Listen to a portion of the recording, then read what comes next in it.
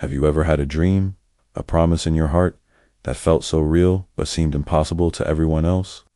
Today, we're diving into a story about just that, a young man whose destiny began with a dream, but whose journey to get there was paved with betrayal and heartbreak. This is the story of Joseph. Imagine a young teenager named Joseph, the favorite son of his father, Jacob. One morning, he rushes to his father, his eyes wide with wonder. "Father," he says, "I had the most incredible dream. We were all in the field, binding sheaves of grain. Suddenly, my sheaf stood up tall, and all of your sheaves and my brother's sheaves gathered around and bowed down to mine." His father, Jacob, frowns. He's a little troubled by this. What kind of dream is that? Do you actually think your family will one day bow down to you? He warns Joseph to be careful with such ideas. But Joseph couldn't shake the feeling that the dream meant something. And soon, another one came. "Father, I dreamed again," he exclaims.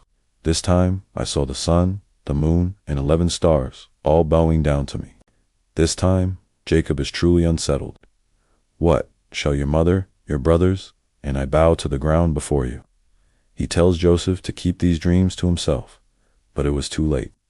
His 10 older brothers already knew, and their jealousy, which was already simmering, began to boil over into pure hatred.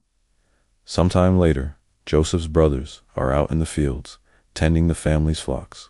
They see him approaching from a distance, wearing a special gift from their father, a beautiful, multicolored coat. Simeon sneers, "Here comes the dreamer." Judah adds, "He really thinks we'll bow to him." The arrogance, the oldest. Reuben tries to be the voice of reason. He's just a kid, and father spoils him. "He's still our brother, but the others won't have it. He brings bad reports about us to father, and now he has these dreams of ruling over us." As Joseph gets closer, his brothers grab him. "What are you doing?" he cries out. "We're teaching you some humility, dreamer," they spit back. Reuben, not wanting to see his brother killed, suggests, "Don't harm him. Just throw him in that empty well. Let the desert deal with him."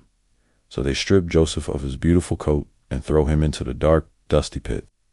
From the darkness, Joseph pleads, "Reuben, Judah, don't leave me here." But as they sit to eat, Judah sees a caravan of traders heading toward Egypt. He gets an idea. "What do we gain if we kill him? Let's sell him instead.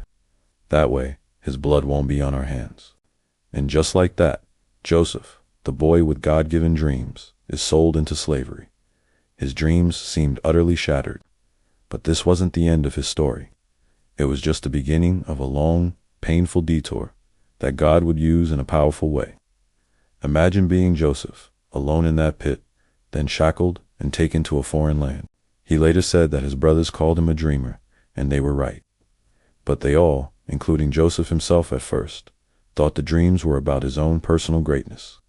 He didn't understand the bigger picture. All he knew was that the dreams felt like a promise etched into his very soul. Even in the darkness of the pit, and later as a slave in a powerful man's house, he held on to that promise. He realized the promise wasn't dead. It was just being buried, like a seed, so it could grow in a different, unexpected way. God was with him, even in his suffering. Years would pass.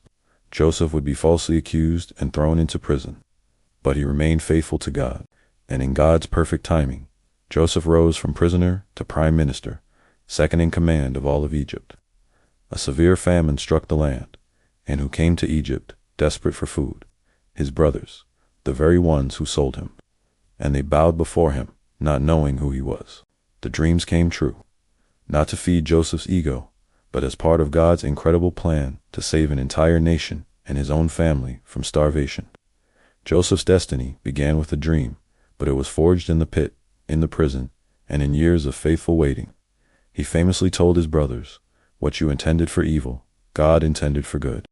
Sometimes, God plants a dream in our hearts that others misunderstand or even resent. Sometimes, the path to that dream leads through betrayal, hardship, and long seasons of waiting. But the God who gives the dream is with us on the journey.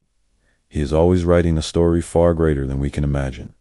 Even when your dream seems dead, maybe it's just sleeping, waiting for the right season to awaken. Thanks for watching. If this story resonated with you, hit that like button and subscribe for more content that explores faith, hope, and purpose. See you next time.